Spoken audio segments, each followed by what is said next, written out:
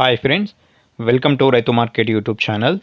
Friends, మీరు ఇప్పుడు చూస్తున్న వీడియోలో ఒక 2 పుంజులు ఒక పెట్ట ఇన్ఫర్మేషన్ అయితే వచ్చింది. అలాగే ప్రతి వీడియోలో కూడా చెప్తూ ఉంటాము, కొనేవాళ్ళు అమ్మేవాళ్ళు పూర్తి జాగ్రత్తలు తీసుకోండి. ఫ్రెండ్స్, మీరు కూడా మన ఛానల్లో వీడియో అప్లోడ్ చేయాలి అంటే మీరు వీడియో మొదట్లో చూసిన నెంబర్కి వివరాలు పంపించండి.